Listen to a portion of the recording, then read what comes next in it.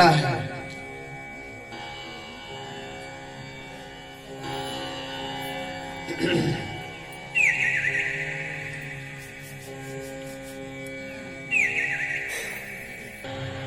उलाहना देके अपने घर चली जाती हैं और अपने घर में जब 2-4 दिन हो जाता तो भगवान को याद करती है, प्रभु ये दूध दही माखन जो भी कुछ है सब आपके लिए है, आओ इसका भोग लगाओ प्रभु।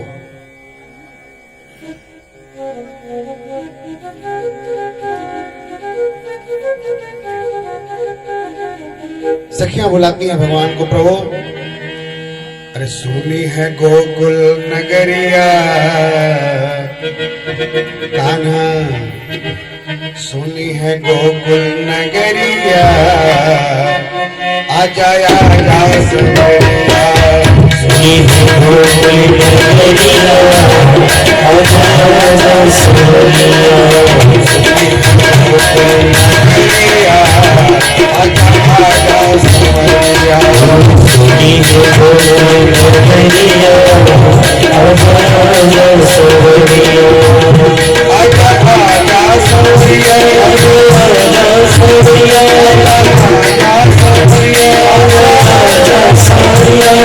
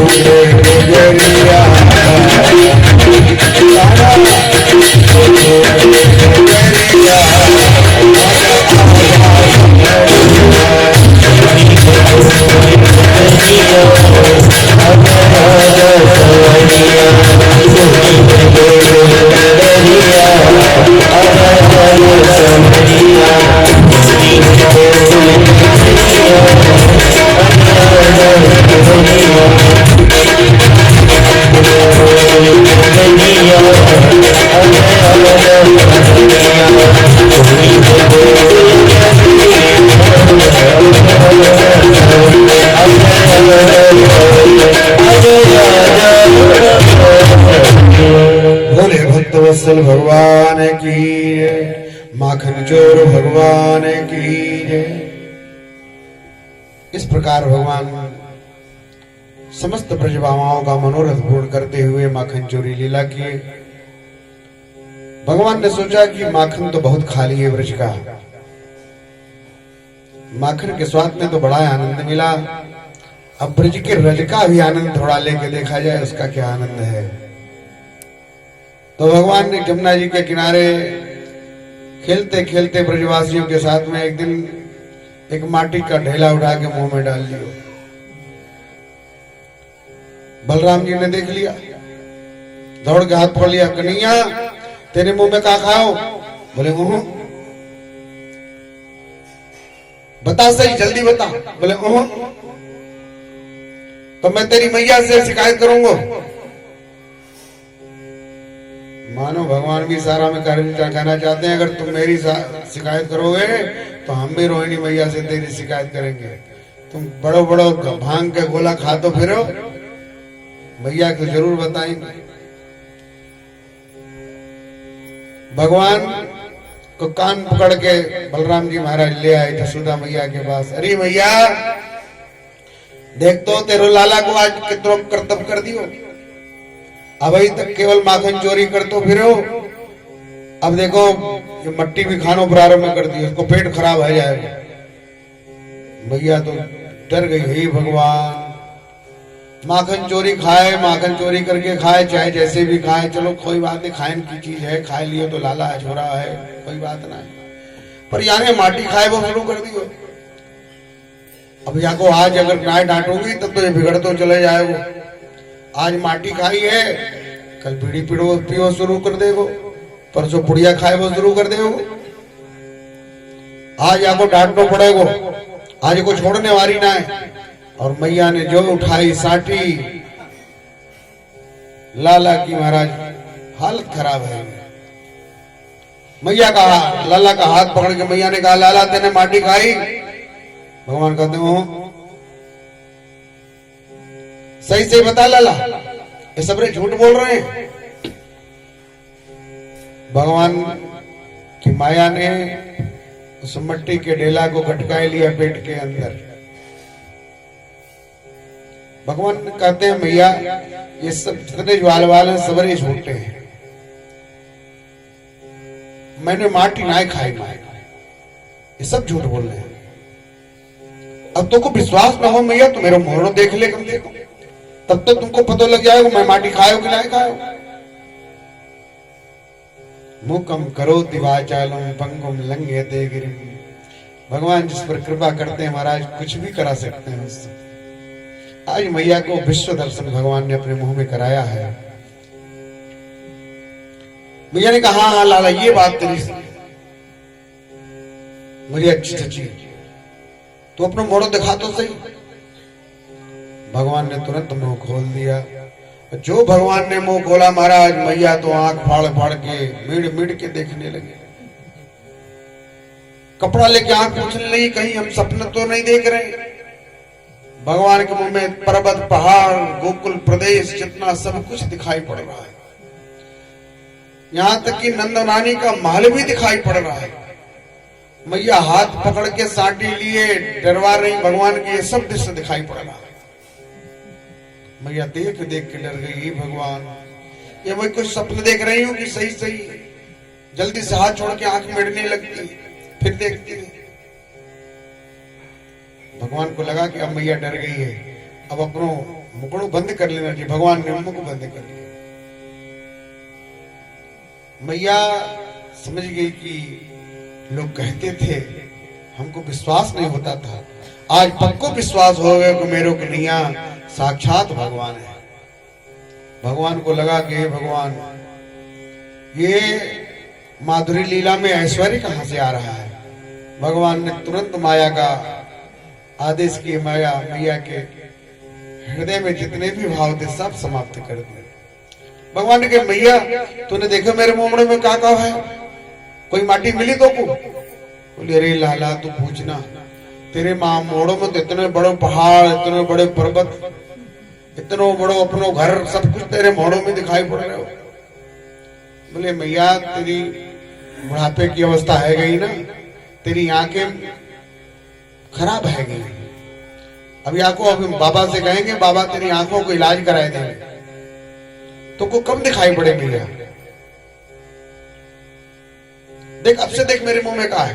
भगवान ने मुंह देख के मुंह खोल के दिखाया तो मुंह में कुछ नहीं।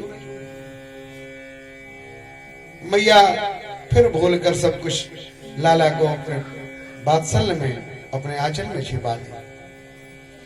बार बार भगवत्ता जानती है भगवान की, लेकिन भगवान की माया पर्दा डाल देती है।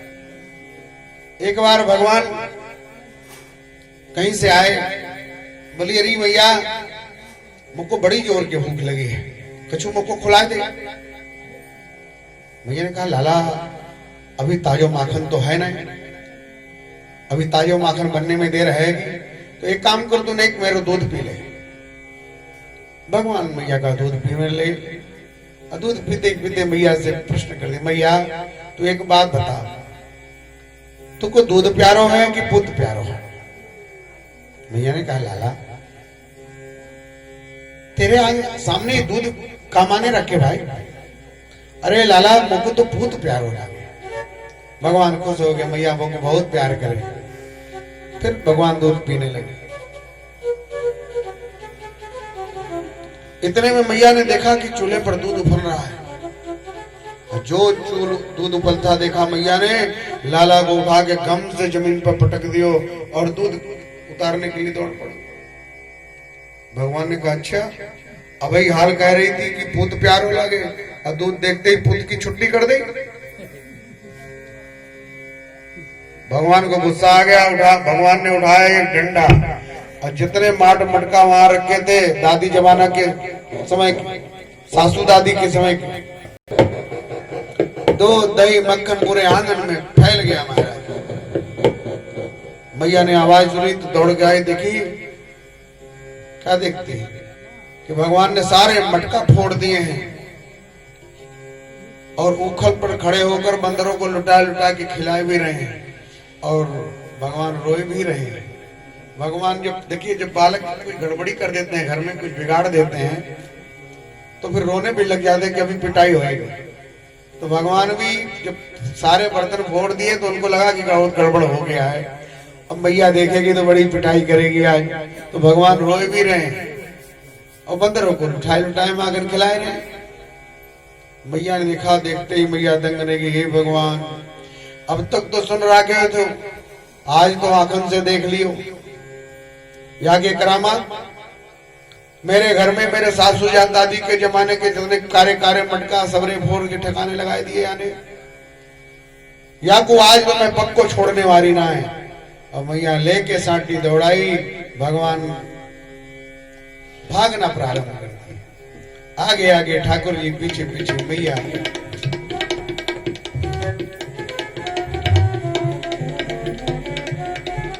भगवान भागने भागते रहे, भागते रहे, भागते रहे, भागते रहे। मैया भागते भागते थक गई। बोली लाला नहीं रुक जा, सही लाला रुक जा, नहीं तो बहुत मारूंगी तेरे को। भगवान कहते भैया इसीलिए तो मैं भाग रहा हूं, तो मुझको मारेगी। मैया ने कहा लाला रुक जा, लाला रुक जा, ना मारूंगी। भगवान ने कहा तो ये साटी क्यों ले रखी है तेने हाथ में? भैया ने कहा लाला बुढ़ापे में सबको एक दिन आई लाठी लेनी पड़ेगी, अब तुमको लाठी से डर है तो देख ले, लाठी फेंक दे। भैया ने लाठी फेंक दी। भगवान ने कहा तो मैया मुझको काहे को बुला रही, क्या करेगी मेरे? मैया ने कहा मैं आज तेरी पूजा करूंगी लाला। भगवान पूजा को मतलब ही ना समझे कि पूजा को मतलब का हुआ। भगवान कहते हैं मैया पूजा करियो, पक्को पूजा करियो मारो। मैया कहती लाला तू आ तो सही, मैं तेरे आज ऐसो पूजा करूंगी तो को छठी के दूध याद दिलाए देंगे। और जो भगवान नजदीक आए गपते मैया हाथ पकड़ लियो, पकड़ के घसीट के ले जाने लगी कि चल अभी तेरी खैरियत देख निकालती हूँ। अब तो भगवान रोना प्रारंभ कर दिया। भगवान जब रोने लगे तो मैया को थोड़ी दया आ गई कि देखो लाला को ज्यादा डांटनो पीटनो भी ठीक ना है, ज्यादा मार देंगे तो कहीं लाला घर छोड़ के भाग गए हो तो पर्ची छपवानी पड़ जाएगी, कहां ढूंढते फिरेंगे। लेकिन ज्यादा बर्दाश्त भी करना नहीं चाहिए। यानी वो दंड कियो है तो या को कुछ न कुछ तो दंड देना ही चाहिए। यानी उखल पे चढ़ के बंदरों को माखन खवाओ तो आज या को उखल से ही मांगते हैं, इसके दिमाग ठिकाने लग जाएंगे। सो मैया भगवान को उखल में बांधने का प्रयास करना प्रारंभ कर देती है। रस्सी से भगवान को उखल में बांध रही है, और जब बांधने लगती है तो 2 अंगुल रस्सी घट जाती है, दूसरी रस्सी ले लेती हैं, फिर बांधने का प्रयास करती है। इस तरह से सैकड़ों रस्सियां लग गई महाराज। घर की जितनी रस्सियां थी सब लग गई, लेकिन भगवान को बांध नहीं पाई यशोदा मैया। मैया पसीना पसीना हो गई। भगवान को लगा कि मैया मेरी बिल्कुल थक गई है, तो भगवान को दया आ गई और भगवान ने बंधना स्वीकार कर लिया, स्वयं बंधवा लिया। एक सज्जन कहते हैं कि भाई ये 2 अंगुल रस्सी बार बार क्यों घट जाती है, क्या कारण है? एक भक्त कहते हैं कि 2 अंगुल जो रस्सी घटी, यही भक्त और भगवान के बीच के संबंध है। कहते हैं जब तक भक्त का परिश्रम और भगवान की कृपा आपस में मिल न जाए तब तक भगवान बंध नहीं सकते हैं महाराज। आज यशोदा मैया का परिश्रम पूर्ण हुआ और भगवान की कृपा हो गई, इसलिए भगवान बंध गए। बोलिए दामोदर भगवान की। बहुत जोर की आवाज हुई, सब दौड़े भागे आए, लेकिन जब तक दौड़े भागे आ रहे हैं तब तक उस वृक्ष से 2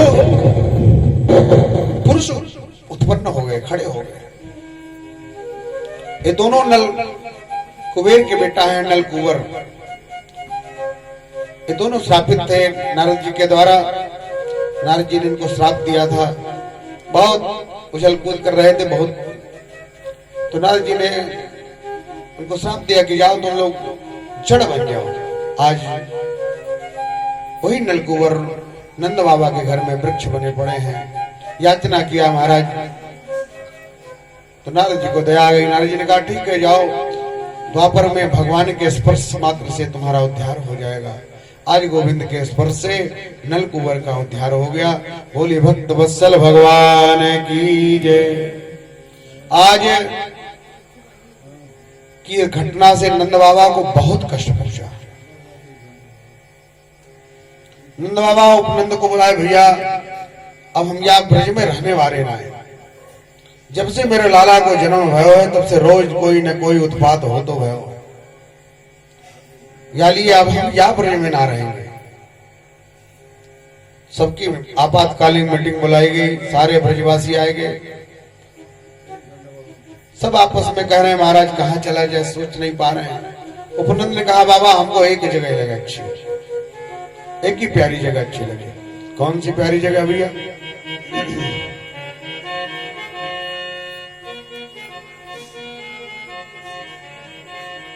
बोले बड़े भैया हमको तो एक ही प्यारी जगह अच्छी लगे। वैसे तो इस ब्रज प्रदेश में तमाम वन है, ताल वन है, निधि वन है, वृंदावन है, लेकिन सब में हमें सबसे बढ़िया वृंदावन ही अच्छो लागे। वृंदावन को मतलब का होए भाई? वृंदावन को मतलब होए जो तुलसी का ही वन हो उसे वृंदावन कहते हैं,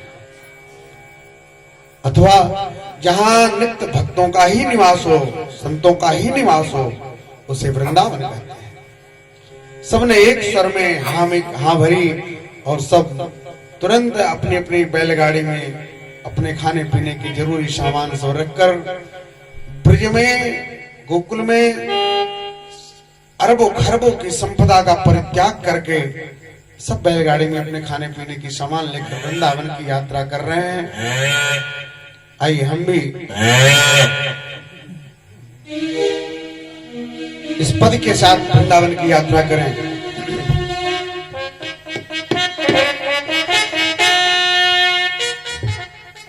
चलो जी श्री वृंदावन धाम, रटेंगे राधे जू के नाम, बसे जहाँ कृष्ण मुरारी, ओढ़ के कांवल तारी।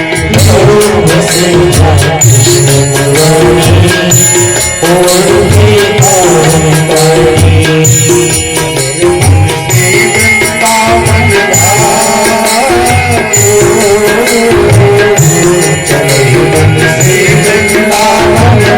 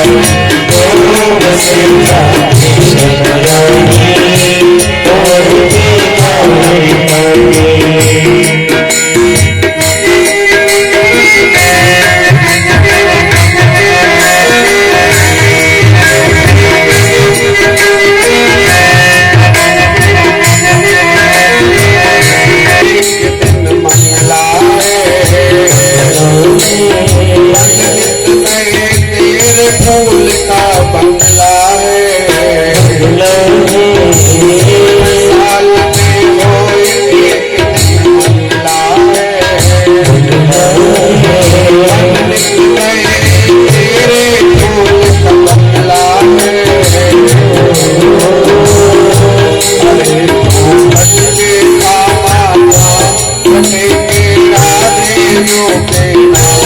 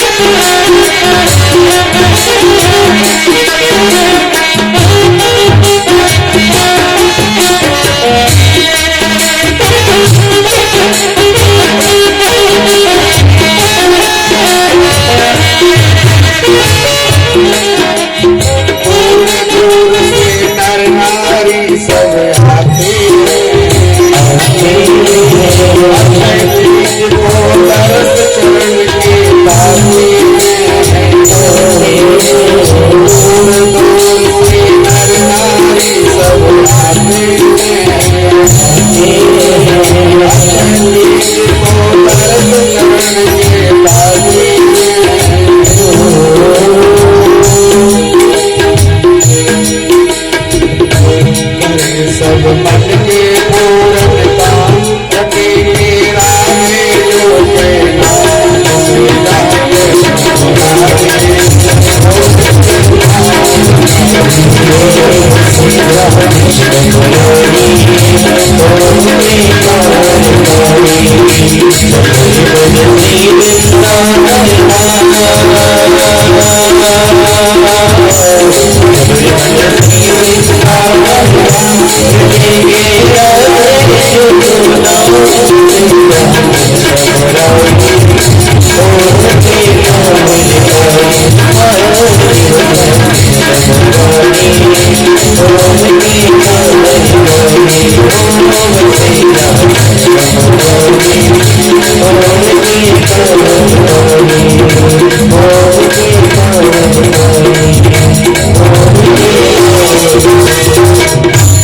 पूरे भक्त वत्सल भगवान की जय, वृंदावन धाम की जय। वृंदावन धाम में सारे ब्रजवासी नंद बाबा के साथ पधारे। सबने, अब देखिए वहां रहने के लिए मकान तो है नहीं, तो सबने अपने बैलगाड़ी वहीं जंगल में रोक दिए और छोटे छोटे टेंट डाल के उसी में अपना जीविकोपार्जन करना प्रारंभ कर दिया। स्वर्ग जैसा वैभव छोड़कर महाराज गोकुल में सभी वृंदावन चले आए। क्यों? क्योंकि हमारे कन्हैया को कष्ट है। हमारे मन में यही भाव जग जाए तो महाराज